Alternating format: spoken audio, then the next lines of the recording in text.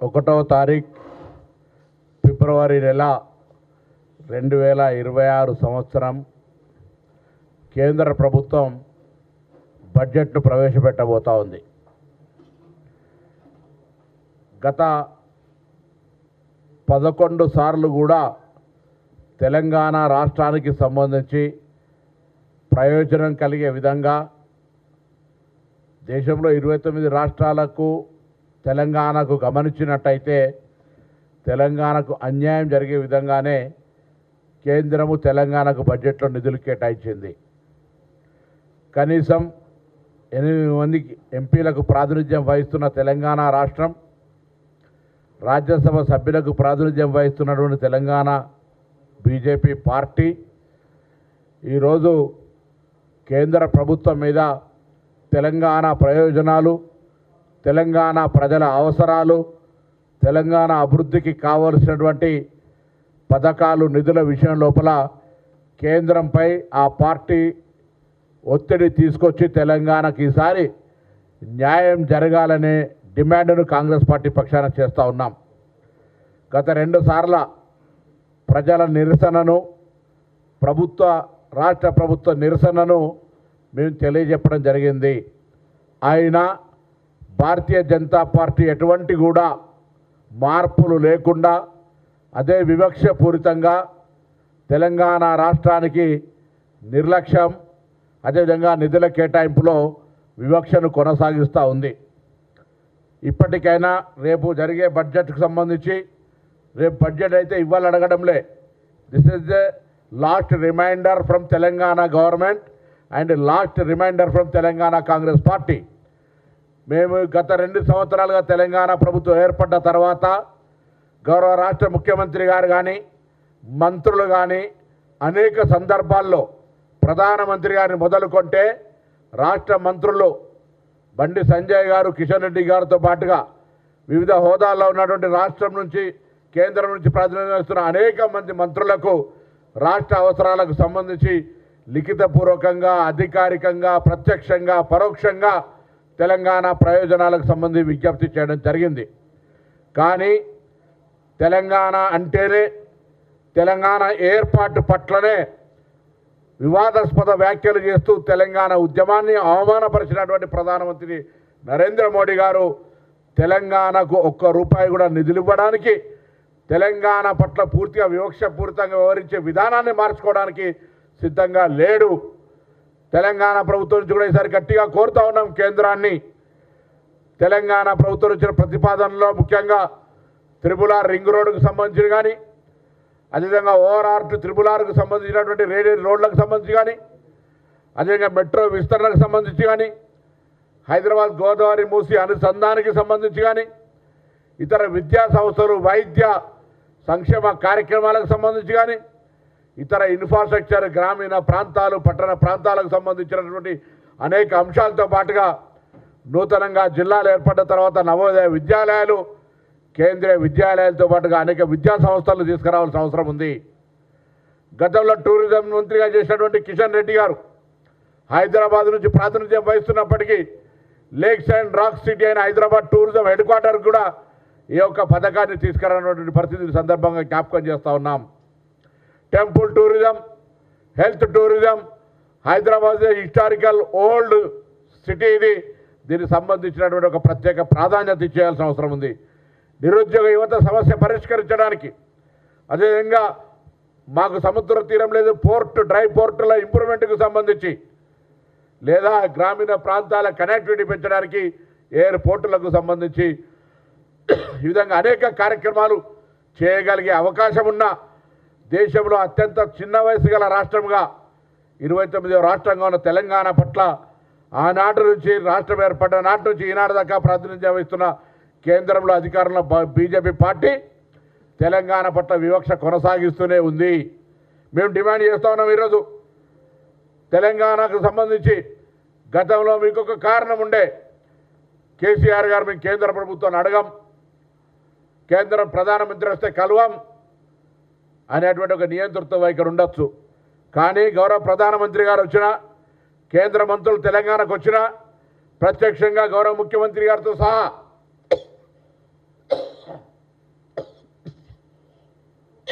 మంత్రులందరం అనేక సందర్భాల్లో వారిని కలవడం జరుగుతూ ఉంది.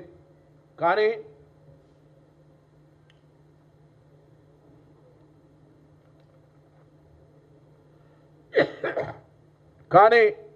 భారతీయ జనతా పార్టీకి మాత్రం ఎక్కడ కూడా ఇసుమంతా కూడా చలనం కలగడంలే. మేము అడుగుతున్నది ఏంటి? మా రాష్ట్రం నుంచి కడుతున్నటువంటి పన్నుల రూపంలో ఇస్తున్నటువంటి డబ్బు కానీ ఆదాయాన్ని కానీ మొత్తంగా తెలంగాణ అభివృద్ధి కొరకు ఖర్చు పడదు అని చెప్పడంలే.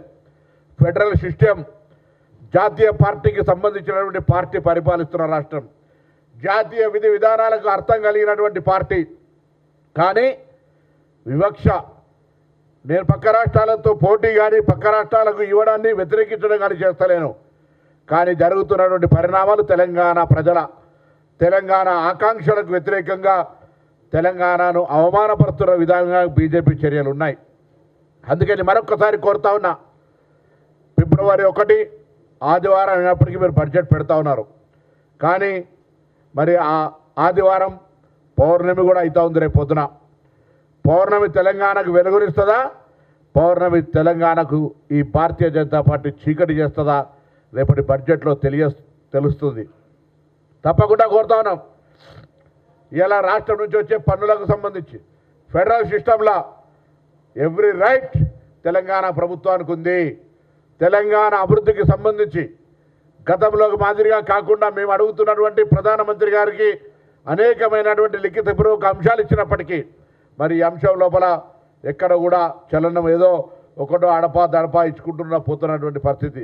అందుకని మరొక్కసారి కోరుతా ఉన్నా, తప్పకుండా గ్రామీణ ప్రాంతాలకు సంబంధించి కానీ పట్టణ ప్రాంతాలకు సంబంధించి కానీ అదేవిధంగా రైల్వే కనెక్టివిటీకి సంబంధించి కానీ నూతనంగా రైల్వే ఏర్పాట్లకు సంబంధించి కానీ కేంద్ర ప్రభుత్వం నుంచి ఏవేవైతే రావాలో, కేంద్ర ప్రభుత్వం నుంచి రాష్ట్రానికి రావాల్సినటువంటి మా ప్రతిపాదనలకు సంబంధించి తప్పకుండా కేంద్రం నిధులు ఇవ్వాల్సిందే. తెలంగాణ ప్రజల ఆకాంక్ష ఇది.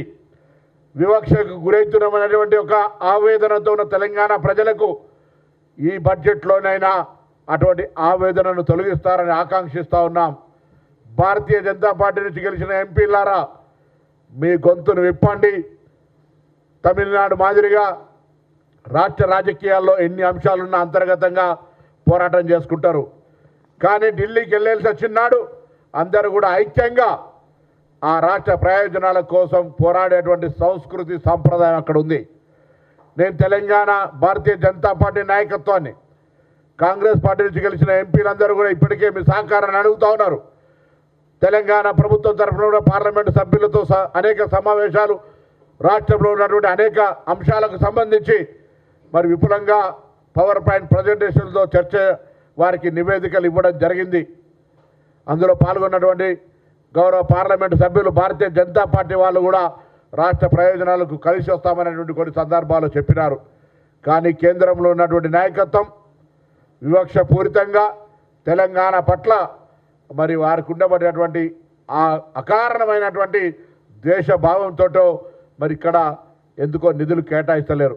కాబట్టి మరొక్కసారి పెండింగ్ ప్రాజెక్టులకు, ఆన్గోయింగ్ ప్రాజెక్టులకు, న్యూలీ ప్రపోజ్డ్ ప్రాజెక్టులకు, ఇరిగేషన్కి సంబంధించి కానీ లేదా మరి రైతాంగానికి సంబంధించి కానీ ఎడ్యుకేషన్ ఇన్స్టిట్యూషన్కి సంబంధించి కానీ అన్ని రకాలుగా కేంద్రము తెలంగాణ ఈ దేశంలో అంతర్భాగమైనటువంటి ఒక ప్రోగ్రెసివ్ రాష్ట్రము.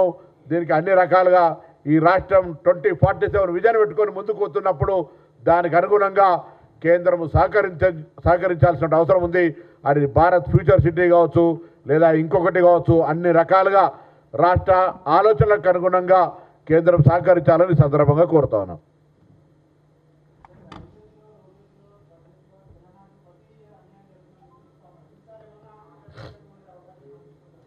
ఉండాలని కోరుతా ఉన్నాం.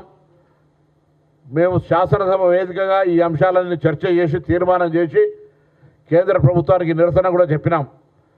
భారతీయ జనతా పార్టీ నాయకత్వాన్ని ఇక్కడి నుంచి ప్రాతినిధ్యం వహిస్తున్న కేంద్ర మంత్రి నాయకత్వంలో ఢిల్లీకి వచ్చి అన్ని పార్టీల వాళ్ళం రాష్ట్ర ప్రయోజనాలకు సంబంధించి కేంద్ర ప్రభుత్వం మీద ఒత్తిడి తేవడానికి నాయకత్వం వహించి మార్గదర్శకత్వం వహించమని కూడా చెప్పినాం. కానీ చలనం లేదు. మేముగా పార్టీగా కాంగ్రెస్ అయినప్పటికీ తెలంగాణ ప్రభుత్వంగా ముఖ్యమంత్రి గారు కానీ మంత్రులం ఆయా శాఖలకు సంబంధించి తెలంగాణ ప్రయోజనాలకు సంబంధించి ఢిల్లీలో పెండింగ్ ఉన్నటువంటి అన్ని అంశాలను ఆమోదించి తెలంగాణకు న్యాయం చేయాలని కోరినప్పటికీ గత కంటిన్యూయస్లీ బడ్జెట్లలో తెలంగాణకు అన్యాయం చేస్తూనే వస్తూ ఉన్నారు. కనీసం రేపటి బడ్జెట్ ఆదివారం పౌర్ణమి కనీసం విశ్వాసం వాళ్ళంతా కూడా ఒక డిఫరెంట్ మెథడ్లు ఆలోచిస్తున్నప్పుడు తెలంగాణ ప్రజలకు ఒక వెలుగునిచ్చేటువంటి బడ్జెట్ కావాలి. యూనివర్సిటీలు ఉన్నాయి, యూనివర్సిటీలు అభివృద్ధికి కావచ్చు, ఇతరత్ర అనేకమైన విద్య వైద్య వ్యవసాయిక పారిశ్రామిక ఉపాధి అవకాశాలకు సంబంధించి అన్ని రకాలుగా సహకారం ఇవ్వాలని కోరుతా ఉన్నాం.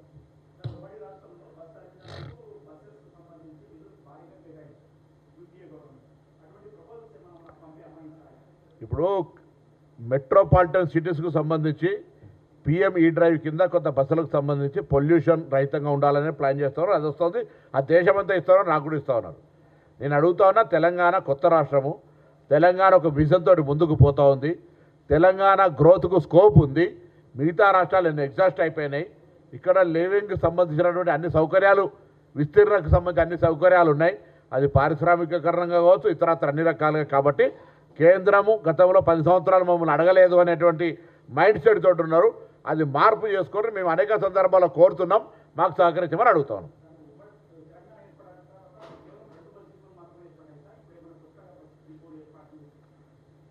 తెలంగాణ వచ్చిన తర్వాత ఇప్పుడు ఇది రాష్ట్ర సంబంధించిన బస్ డిపో ఏర్పాటు వచ్చాడు. ఇది సెంట్రల్కి వచ్చినా మాట్లాడుతున్నాం. బస్ డిపోలకు కేంద్రానికి సంబంధం లేదు. అవన్నీ కూడా రాష్ట్ర ప్రభుత్వం తరఫున మేము ఏర్పాటు చేస్తాం. ఆ మూసేస్తా అన్న ఆర్టీసీని మంచిగా చేసి అది మళ్ళీ ఒక సందర్భంలో మాట్లాడుకుందాం కదా.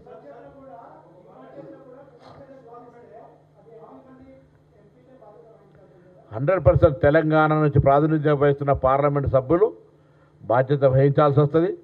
కేంద్ర ప్రభుత్వం మీద వాళ్ళ పరపతిని ఉపయోగించి మేము అడుగుతున్నటువంటి తెలంగాణ ప్రజలకు సంబంధించిన అంశాలే కాబట్టి వారు ఈ సమావేశాలు పెట్టినప్పుడు వారు కూడా వాటి పట్ల సానుకూలంగా స్పందించినటువంటి పరిస్థితి కాబట్టి తప్పకుండా వారి యొక్క చొరవను వారు ప్రాతినిధ్యం వహిస్తున్న పార్టీ పైన ఒప్పించి మెప్పించి ఇతర రాష్ట్రాలకు జరుగుతున్నటువంటి నిధుల కేటాయింపు మాదిరిగా తెలంగాణకు జరగాలి. కానీ వివక్షపూరితంగా జరిగితే తప్పకుండా తెలంగాణ భారతీయ జనతా పార్టీ నుంచి ప్రాతినిధ్యం వహిస్తున్నటువంటి లోక్సభ రాజ్యసభ సభ్యులదే బాధ్యత.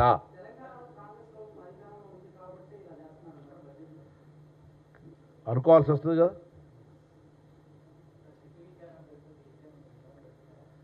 ఇది నేను బడ్జెట్కు సంబంధించినటువంటి స్పెసిఫిక్ బడ్జెట్ కాబట్టి చెప్తా ఉన్నా.